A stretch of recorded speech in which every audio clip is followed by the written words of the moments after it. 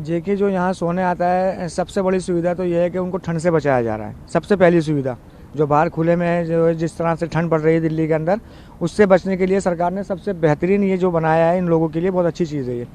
और उनकी प्रक्रिया ये है कि सबसे पहले उनका नाम, एड्रेस, अगर उनके पास आधार है या कोई आईडी है तो वो हम उसको नोट करते हैं या उसकी फ़ोटोकॉपी रखते हैं। लेकिन कोर्ट के ये भी ऑर्डर है कि जिसके पास आईडी नहीं है, इस ठंड से बचने के लिए उनको सुलाया जाए। लेकिन जिस पर भी हमारे को थोड़ा सा शक होता है या हमें कुछ डाउट होता है तो फिर हम पुलिस की भी मदद लेते हैं। उसको हम वहाँ पर फ़ोटो खींच करके उसको पुलिस को बुला करके दिखाते हैं, या फिर उसका नाम पता जो भी होता है वो वहाँ दिया जाता है, ताकि सब लोग सुरक्षित रहें। और सुबह सुबह यहाँ पर चाय रस दिया जाता है, दोपहर में लंच, अलग अलग सब्ज़ी होती है, कभी सब्ज़ी, दाल, चावल, रोटी, और इसी तरह रात को डिनर भी दिया जाता है।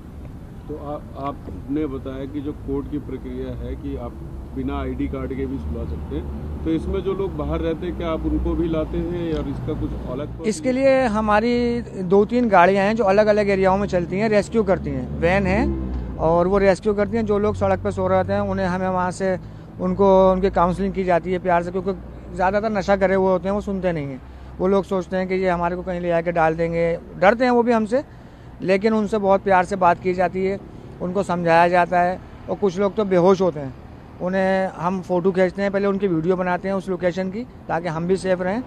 फिर उनको नियर बाय जो भी शेल्टर होता है वहाँ पर उनको सुलाया जाता है, वहाँ भी उनका फ़ोटो लिया जाता है, वीडियो। और अगर वो होश में होते हैं तो उनका नाम पता उन्हें प्यार से यहाँ लाया जाता है। लेकिन कुछ लोग ज़्यादा अगर बदतमीज़ी करते हैं तो वहाँ में पुलिस का भी सहारा लेना पड़ता है। पारिवारिक है, जो परिवार बच्चे समेत रह रहा है, और जैसे लड़के हैं जो अनमैरिड हैं, लड़कियाँ सिंगल हैं, लड़कियाँ हैं, हाँ, तो उनको उनका ये है कि एक तो शेल्टर अलग है उनकी फैमिली जो होती है, जिनके साथ पति पत्नी बच्चे होते हैं, या पति पत्नी भी हैं, उनका शेल्टर फैमिली में, वो फैमिली में रहते हैं, और उनको भी सब सुविधाएं यही दी जाती हैं। लेकिन जो सिंगल लेडीज़ होती है उसके लिए शेल्टर हमारा आगे यहीं सामने है। जो सिंगल लेडीज़ है उनकी एंट्री हम यहाँ नहीं करते, फैमिली वाले में उनके लिए सिंगल लेडीज़ का अलग शेल्टर है, वो अलग रहती हैं, और जेंट्स का शेल्टर अलग है। मतलब अलग अलग केयर टेकर, अलग अलग उनके पार्टीशन है। और फैसिलिटी जो खाना आता है वो सबका एक ही आता है, नाश्ता सबका एक ही होता है। और कुछ लोग कामों पे जाते हैं, इनके हस्बैंड, तो वो फैमिलियाँ यहीं रहती हैं, शाम को वो कामों पे से आकर यहीं सोते हैं। और कुछ लोग जिनके घर नहीं हैं, जो रोडों पे होते हैं, जितने भी हमारे शेल्टर्स हैं, ये जो टेंट लगे हैं, इसके 100 मीटर के दायरे के अंदर जो कोई भी सो रहा होगा उसको हमारी ड्यूटी है केयर टेकर की, कि बारी बारी से उसको उठा करके यहाँ शेल्टर में ला करके हम सुलाते हैं।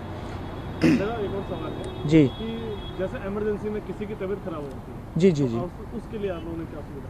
उसके लिए सर हमारे पास जैसे छोटे मोटा सर में दर्द है या कोई हल्की फुल्की चोट लगे, उसके लिए हमारे पास फर्स्ट एड बॉक्स है, उसका इस्तेमाल करते हैं। लेकिन जिसकी कुछ ज़्यादा तबीयत ख़राब होती है तो उसको हम एम्बुलेंस बुला करके उसे हॉस्पिटलाइज करते हैं। और साथ में वैसे तो वो मांगते हैं कि साथ में कोई आदमी चले, अगर उनके साथ कोई होता है तो ठीक है, वरना फिर हमारा स्टाफ जाता है उनके साथ, और वहाँ हॉस्पिटल के अंदर उनको पूरा इलाज कराया जाता है। और अगर उनका कोई घर वाले होते हैं दूर, ज़्यादा तबीयत ख़राब है तो उनको इन्फॉर्म किया जाता है।